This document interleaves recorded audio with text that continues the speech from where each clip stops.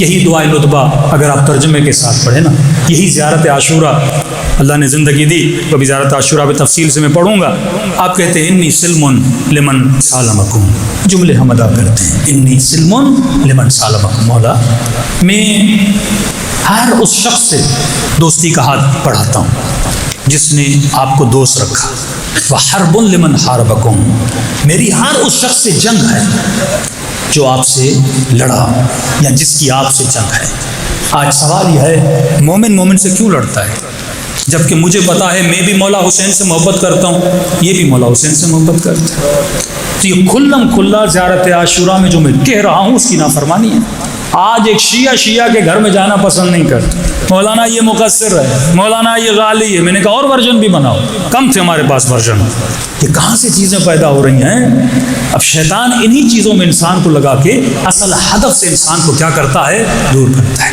इसके बजाय कि हम एक दूसरे का हाथ पकड़ते और इमाम ज़माना तक ले जाते, इसके बजाय कि एक दूसरे का हाथ पकड़ते, उसको कहते हैं मोमिन तू मेरे घर में आ, आज मेरे घर में दुआए नुतबा है, कल तू अपने जुमे घर में दुआए नुतबा रख, तो मेरे घर में आ, मेरे घर में दुआए कुमैल है।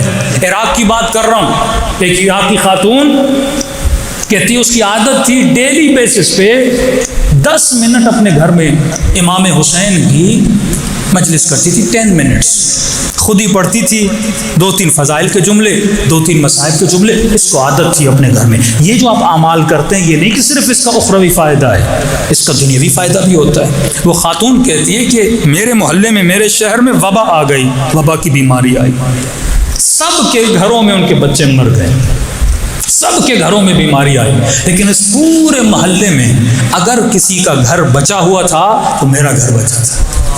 और मैंने सोचा ये घर किस तरह बचा, बाद में मुझे याद आया जिस घर में डेली हुसैन का जिक्र हो उस घर में वबा नहीं आती। जब कोरोना की बीमारी आई थी हमारे कई उलमा ने कहा, लोगों के अकीदे ज़ईफ़ हो गए थे कि भाई हम अली वाले, हमारे बीमारी क्यों आ रही है। सब उलमा ने कहा अगर डेली बेसिस पे जिक्र मोहम्मद और आले मोहम्मद किया जाए, हम एक मरतबा इंस्ट्रक्शन आपको मिलती है वो अलग बात है, वरना अकीदे वाले जो उलमा थे उन सब ने बोला था कि भाई कहते थे मजलिस हुसैन में आओ, मास्क पहन कर आओ, बीमारी लगेगी और ये लगेगा।